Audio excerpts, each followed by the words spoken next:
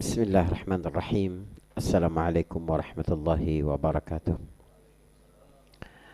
Alhamdulillah alladzi arsala rasulahu bil huda wa dinil haqq liyudhhirahu 'alad dini kullih wa kafa billahi shahida. Asyhadu an la ilaha illallah wahdahu la syarika lahu wa asyhadu anna Muhammadan 'abduhu wa rasuluh. Allahumma shalli wa sallim wa barik 'ala nabiyil huda wa 'ala alihi wa ashabihi wa man walah, amma ba'd. Ikhwani wa akhwati shaimin shaimat yang dirahmati Allah Subhanahu wa taala. Hari ini kita bersyukur kepada Allah diberikan gerak hati ya, untuk terus berada dalam ketaatan kepadanya. Kita berada di bulan yang penuh berkah, di mana kebaikan-kebaikan menjadi berlipat ganda dan hati menjadi lebih mudah tersentuh ya pada nasihat-nasihat kebenaran dan menjadi lebih alergi terhadap keburukan-keburukan dan kemaksiatan. Saudara, hari ini kita sama-sama belajar tentang bagaimana membangun pribadi yang produktif ya. Apa yang diajarkan oleh Ramadan terkait dengan pribadi yang produktif ini. Di dalam Islam ya, produktif itu bukan sekedar sibuk ya, tapi kualitas amal yang mencapai derajat ihsan. Jadi kalau profesional di dunia modern itu adalah excellence, kalau dalam Islam itu di atas itu ada yang disebut dengan ihsan. Dan Ramadan ini adalah laboratorium ihsan, karena semua aktivitas kita, kerja-kerja kita ya, itu menjadi ibadah yang sangat tinggi nilainya di sisi Allah Subhanahu wa taala, karena kita merasa bahwa kita diawasi oleh Allah Subhanahu wa taala. Jadi ihsan itu, saudara, kedudukannya penting sekali. Dia bukan ibadah tambahan, bukan. Ihsan itu adalah rukun agama. Jadi rukun agama itu ada 3. Islam, iman, dan ihsan. Islam itu adalah ibadah-ibadah fisik seperti sholat, zakat, haji ya. Sedangkan iman adalah ibadah hati, percaya kepada Allah, malaikat, kitab, rasul ya, hari kiamat, takdir. Sedangkan ihsan itu adalah peningkatan kualitas pada keimanan dan keislaman seseorang. Jadi dalam hadis Nabi SAW yang panjang riwayat Muslim, dan itu dikenal para ulama sebagai hadis Jibril. Jibril kan datang kepada Nabi SAW, lalu Jibril itu tanya 3 perkara penting. Jibril bertanya tentang Islam, bertanya tentang iman, bertanya tentang ihsan. Jibril menyerupai manusia. Jadi malaikat itu memiliki kemampuan menyerupai manusia. Jibril itu paling sering menyerupai Dihyah Al-Kalabi, seorang sahabat yang sangat tampan. Dia menyerupai itu. Suatu hari seorang laki-laki datang, kata Umar bin Khattab. Kami sedang bersama Rasulullah. Laki-laki itu datang, kami tidak ada yang kenal. Tapi pakaiannya putih bersih, tidak ada bekas debu perjalanan jauh. Rambutnya hitam legam, tidak ada juga bekas lusuh karena safar. Tiba-tiba dia duduk ya, pas di hadapan Rasulullah SAW, menyatukan lututnya dengan lutut Rasulullah. Lalu dia berkata, akhbirni anil Islam, kasih tahu aku tentang Islam. Nabi pun menyebut Islam itu engkau bersyahadat bahwa tidak ada Tuhan selain Allah, Muhammad Rasulullah, mendirikan salat, mengerjakan zakat. Nabi sebutkan rukun Islam. Ketika Nabi selesai berkata, laki-laki itu berkata, sadaqtah, kamu benar. Kami jadi terkejut, kata para sahabat. Dia yang bertanya, dia yang membenarkan. Seolah-olah dia mengetes Rasulullah SAW. Lalu dia berkata lagi, akhbirni anil iman. Kasih tahu aku apa itu iman. Nabi kemudian berkata, antu'minu billah wal yaumil akhir ya wa malaikatihi wa kutubihi wa rusulihi wal yaumil akhir wal qadar khairi wa syarri. Nabi menyebutkan rukun iman yang keenam. Dia kembali berkata, sadaqta, kamu benar. Lalu dia bertanya lagi tentang ihsan. Nabi berkata, al-ihsan an ta'budallaha ka'annaka tarah fa in lam takun tarah fa innahu yarak. Perhatikan, ini memberi impact kualitas seseorang dalam beramal, dalam berakhlak, dalam kehidupan profesional. Nabi menjawab, ihsan itu kamu beribadah kepada Allah seperti kamu melihat Allah. Kalau tidak bisa, maka kamu yakin bahwa Allah melihat kamu. Itu ihsan. Saudara, jadi ada dua level ihsan dalam kehidupan seorang muslim. Yang pertama adalah level musyahadah, seolah-olah menyaksikan Allah. Yang kedua adalah level muraqabah, yakin bahwa dia diawasi, diperhatikan oleh Allah Subhanahu wa taala. Puasa ini mengajarkan bagaimana kita meningkatkan level ya, sehingga kita menjadi pribadi-pribadi yang muhsin, pribadi-pribadi yang memiliki ihsan dalam diri dia. Kita sendirian di rumah siang hari gitu ya. Kemudian ada minuman yang sangat segar, atau di tempat kerja kita yang lain sudah pulang misalnya.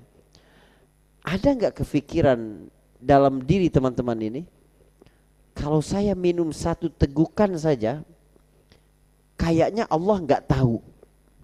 Istri saja yang serumah enggak tahu. Ada enggak perasaan begitu? Tidak mungkin. Bahkan Anda berwudu, kumur-kumur, Anda berpuasa karena sangat haus, minum setengah tegukan saja.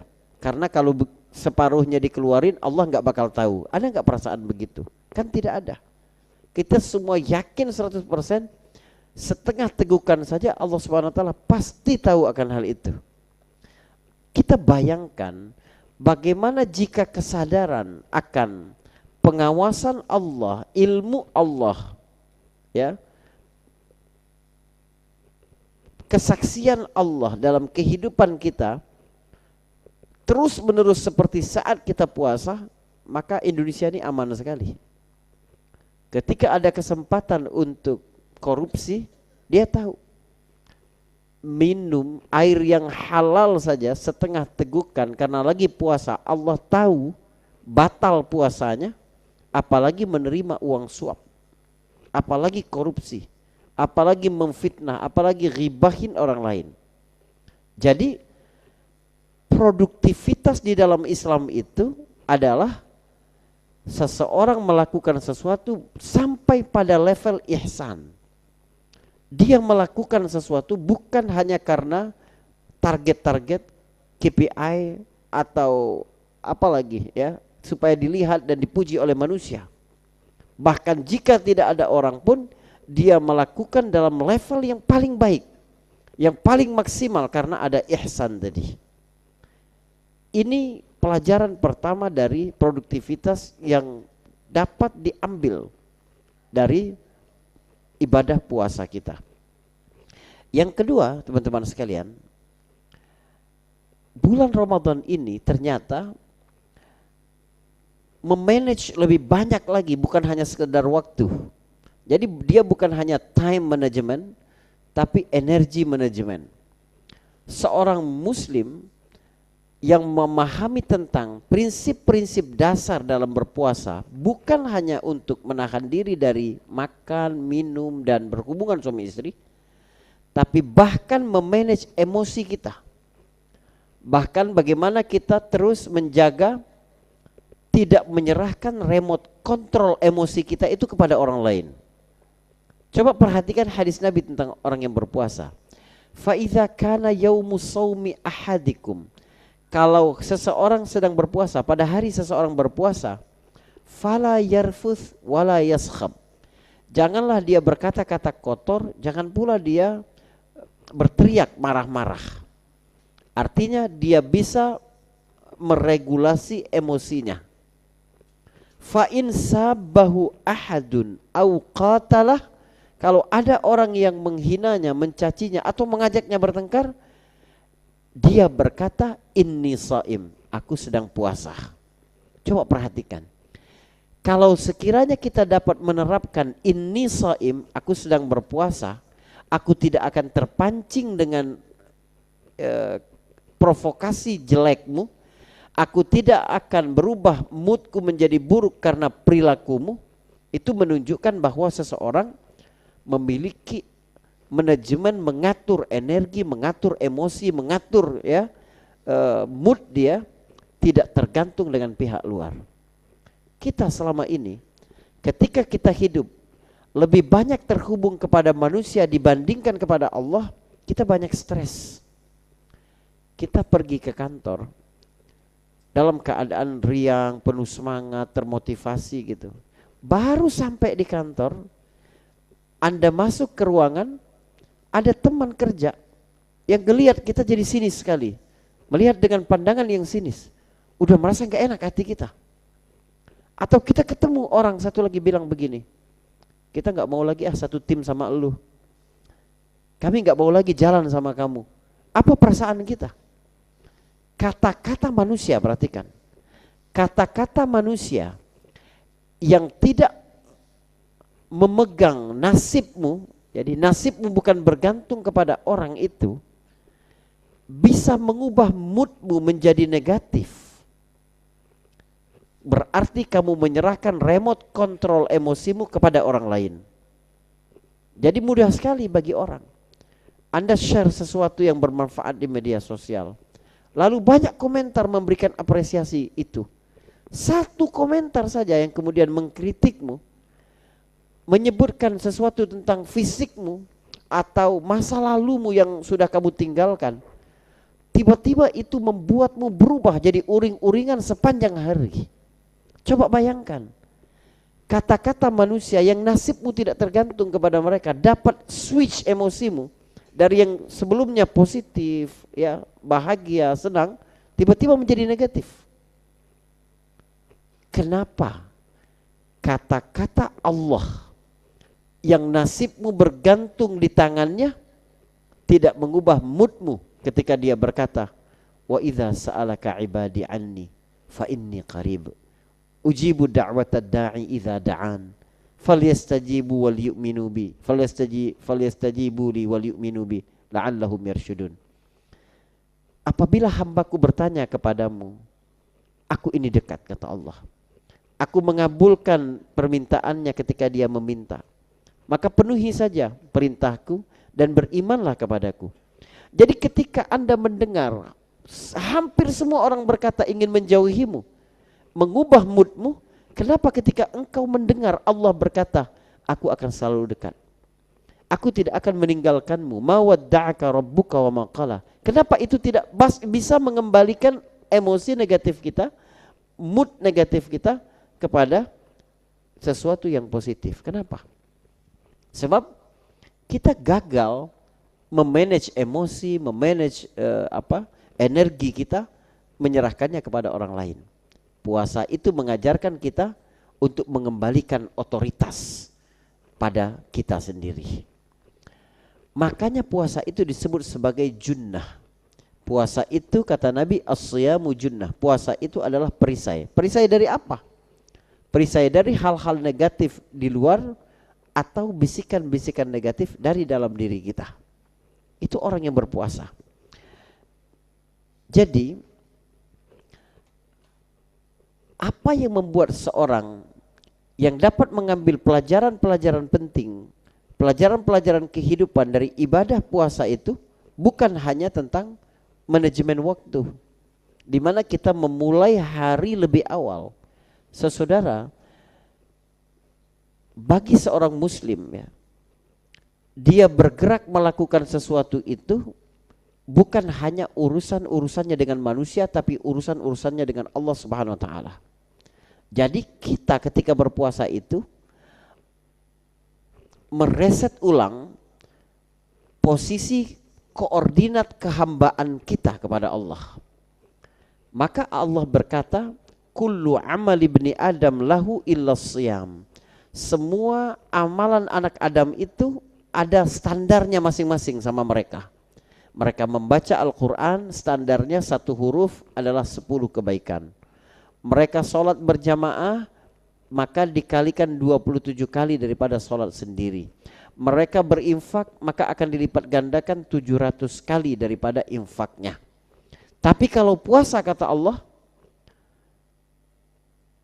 fa innahu li wa ana ajzibih. Kalau puasa urusan aku, biar aku yang kasih, terserah aku, kata Allah. Kenapa?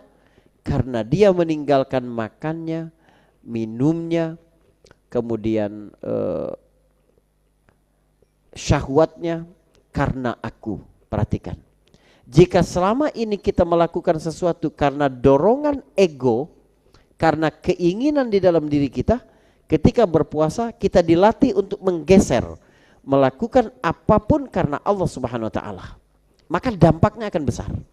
Motivasinya akan besar, istiqomahnya, konsistensinya akan besar. Kenapa? Karena kita tidak mengikat pada diri kita, tapi mengikatnya kepada Allah Subhanahu wa taala. Maka perhatikan firman Allah begini. Qul inna salati wa nusuki wa mahyaya wa mamati lillahi rabbil alamin. Katakan ya Muhammad, salatku, ibadahku, hidupku, matiku milik Allah Subhanahu wa taala, Tuhan semesta alam. Lihat urutan Al-Quran mengatakan komponen-komponen di ayat tadi. Salat, ibadah secara umum, hidup dan mati, semuanya milik Allah, semuanya untuk Allah. Ayat ini mengajarkan kita untuk mengekselasi, memperluas, ya, eskalasi, ya, mengeskalasi total penghambaan kita itu kepada Allah, bukan hanya pada ibadah-ibadah ritual, tapi dalam seluruh bidang kehidupan. Jadi ketika pertama disebut inna salati, itu cuma ibadah ritual, tapi ketika wa mahyaya, itu juga pekerjaanmu di kantor, itu juga skill yang kamu kembangkan, itu juga dunia profesional yang sedang kamu tekuni. Kenapa? Kita mengikatnya kepada Allah Subhanahu wa taala. Jadi berubah dari yang sebelumnya bersifat egosentrik menjadi Allah sentrik. Apapun kita lakukan karena Allah. Saya pernah bahas di sini, apa beda antara egosentrik dan Allah sentrik? Egosentrik itu ketika seseorang memutuskan sesuatu atau memilih sesuatu, yang ada di kepalanya adalah keuntungannya bagiku apa, resikonya bagiku apa, kembali modalnya kapan, ya, kemudian keuntungan lain yang aku dapatkan apa. Itu egosentrik, menjadikan diri kita sebagai pusat kehidupan. Tapi berpuasa mengajarkan kita mengubah itu menjadi Allah sentrik. Apapun keputusan-keputusan kita, pertimbangannya adalah Allah. Jadi ketika ditawarkan satu proyek, satu bisnis, yang pertama kali terpintas di pikirannya adalah Allah ridho tidak dengan bisnis model begini. Ada tidak syariat Allah yang dilanggar di situ? Apakah ada orang yang dizalimi ketika kita menjalani hal ini? Kalau ada, maka sebesar apapun keuntungan yang bisa dia dapatkan, egonya menjadi tidak berarti, karena dia berpikir yang penting dalam hidup adalah mendapatkan keridhaan Allah Subhanahu wa taala. Dari situ kehidupan seorang mukmin menjadi penuh dengan keberkahan. Nah, berkah ini kunci, antitesa dari kesibukan tanpa arah. Jadi manusia modern itu jika tanpa keimanan pasti akan terjebak dalam hustle culture, ya, kultur sibuk. Sementara seorang mukmin mengejar barokah culture atau kultur keberkahan di dalam diri dia. Berkah itu apa? Berkah itu berdasarkan definisi para ulama klasik, subutul khairil ilahi fi syai', tetapnya kebaikan ilahi pada sesuatu. Jadi dia sifatnya melekat. Misalnya, apakah harta seseorang itu berkah? Kita mengaudit harta kita berkah apa tidak? Lihat, apakah kebaikan ilahi melekat pada harta kita? Artinya, apakah harta itu membuat kita menjadi lebih taat kepada Allah, dapat membantu kita untuk mendulang pahala lebih banyak atau tidak? Apakah anak-anak kita adalah anak-anak yang membawa keberkahan? Lihat, apakah ada kebaikan ilahi pada anak-anak kita itu? Apakah mereka menjadi anak-anak yang saleh sehingga nanti setelah kita meninggal pun amalan-amalan mereka tetap dapat menaikkan derajat kita di sisi Allah Subhanahu wa taala? Apakah kita punya waktu yang berkah? Apakah gaji kita berkah? Apakah pekerjaan kita berkah? Lihat, berdasarkan definisi para ulama dulu, kita tahu keberkahan itu memiliki 3 syarat. Yang pertama, ada kebaikan ilahi di situ. Artinya nikmat dari Allah, pemberian dari Allah itu dapat dikonversi menjadi amal baik, menjadi pahala. Yang kedua, sifat kebaikan ilahi itu adalah kontinu, tidak berhenti ketika bendanya habis, tapi ketika sudah habis pun kebaikannya masih berjalan. Yang ketiga adalah hitungannya melampaui kalkulasi matematika manusia. Jadi barokah itu sesuatu yang kamu lakukan sedikit, less effort, tapi impactnya besar, more impact. Misalnya di bulan Ramadan kita dikenalkan dengan malam Lailatul Qadar. Malam Al-Qadar ini, saudara, Allah sebutkan di dalam surat Al-Qadar, khairun min alfi syahr. Dia lebih baik daripada 1000 bulan. Secara matematika, hitungan jamnya sama. Dari sejak matahari terbenam sampai terbit fajar itu malam. Malam tanggal 1 Ramadan, tanggal 2 Ramadan, tanggal 27 Ramadan, 28, 29, 30 sama. Tapi salah satu dari malam itu kata Allah, dia memiliki nilai yang lebih baik daripada 1000 bulan. Dan kata Imam Sya'rawi, ya Syekh Muhammad Mutawalli Asy-Sya'rawi, angka 1000 pada ayat itu bukan angka matematika, bukan, tapi dia angka hiperbola. Karena orang Arab pada zaman itu 15 abad yang lampau mengenal angka tertinggi itu adalah angka 1000. Jadi bahasa Arab klasik dulu tidak ada juta, itu tidak ada. Mereka cuma batas 1000. Jadi bahasa Arab kalau menyebut sejuta dulu itu alfu alfin, 1000. Jadi 1000-nya ada 1000, 1000-nya ada 1000 gitu ya. Karena angka tertingginya adalah itu. Jadi Allah ketika berkata malam Lailatul Qadar itu lebih baik daripada 1000 bulan, bukan angka 1000, bukan merefer kepada 83 tahun 4 bulan, bukan, tapi menunjukkan dia lebih baik di sisi Allah dibanding bilangan apapun. Yang kedua, kenapa Allah tidak berkata secara umum saja malam Lailatul Qadar itu lebih baik daripada malam manapun? Manusia lebih menangkap pesan ketika disebutkan sesuatu secara terbatas. Jadi ketika Allah berkata lebih baik daripada 1000 bulan dan kamu mengkonversinya menjadi 83 tahun 4 bulan, itu kamu merasa bahwa ternyata besar sekali. Itu bisa melampaui umurku, ya, sepanjang usia aku hidup. Jadi produktivitas di dalam Islam itu bukan hanya ketika kamu mampu melakukannya, tapi bagaimana kebaikan-kebaikanmu tetap terasa, tetap memberikan dampak walaupun kamu nanti sudah tiada. Ini dalam bahasa Al-Quran disebut athar. Athar itu legacy. Dalam surat Yasin ayat ke-12 Allah berfirman, inna nahnu nuhyil mauta wa naktubu ma qaddamu wa atharahum. Sesungguhnya kami menghidupkan, ya, orang-orang mati itu kembali hidup, dan kami memperlihatkan kepadanya amal waktu mereka masih hidup serta legacy yang mereka tinggalkan setelah mereka mati. Jadi sedekah jariyah, anak yang soleh, ilmu yang bermanfaat, itu bentuk produktivitas tingkat tinggi. Karena apa? Karena ketika kita sudah berhenti tidak bekerja pun, tapi impact kebaikannya terus kepada kita. Jadi produktivitas di dalam Islam itu dimulai dari ihsan atau perasaan bahwa seluruh pekerjaan kita ini terhubung kepada Allah, dinilai oleh Allah, kesetiaan kita terhadap janji dengan manusia juga urusannya dengan Allah, kesetiaan kita untuk menjaga kontrak kita dengan perusahaan juga dilihat, disaksikan oleh Allah, berakhir dengan dampak keberkahan yang sangat panjang dalam kehidupan kita. Bermula dari ihsan dan berakhir dengan keberkahan. Itulah produktivitas yang diajarkan oleh Ramadan kepada kita semua. Mungkin ini yang bisa saya sampaikan, saudara. Kalau ada pertanyaan atau diskusi silakan. Baik, Bapak, silakan.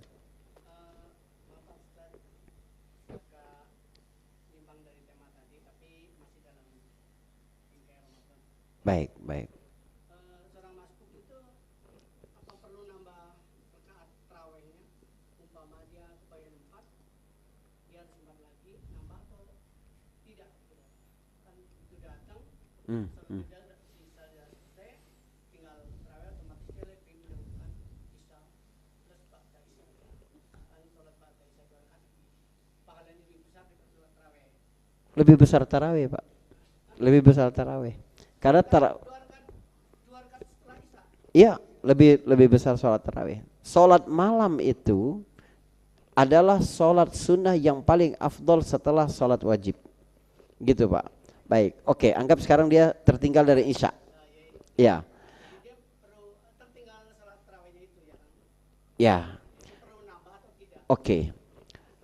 Yang pertama adalah dia harus tetap mengikuti imam. Sebaiknya dia tetap mengikuti imam sampai imam selesai.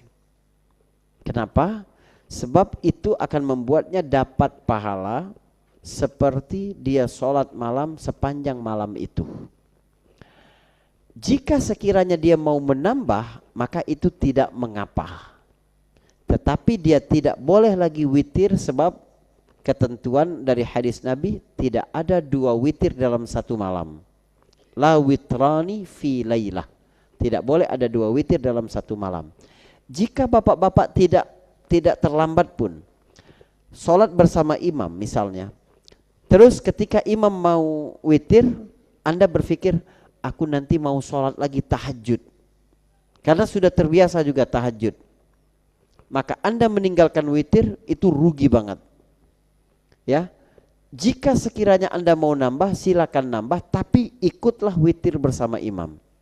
Sebab Nabi pernah mengimami sholat tarawih, lalu sebelum tengah malam sudah selesai. Sehingga sahabat Abu Dzar Al-Ghifari berkata kepada Rasulullah, ya Rasulullah,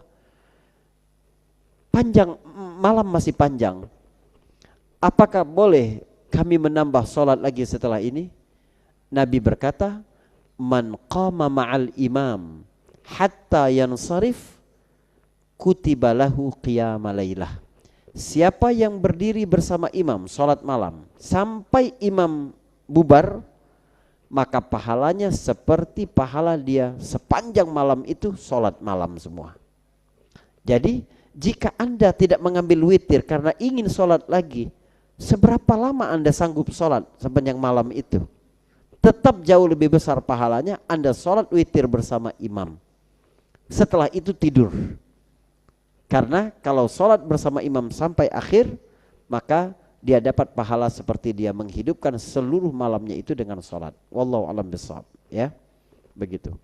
Mau nambah boleh, tapi kalau sudah bersama imam sampai imam bubar, dia sudah dapat pahala seperti dia sholat sepanjang malamnya. Wallahu a'lam bishawab. Baik, yang lain silakan. Ya, jika tidak ada, kita cukupkan sampai di sini ya. Subhanakallahumma bihamdik, asyhadu an la ilaha illa anta, astaghfiruka wa atubu ilaik. Assalamualaikum warahmatullahi wabarakatuh.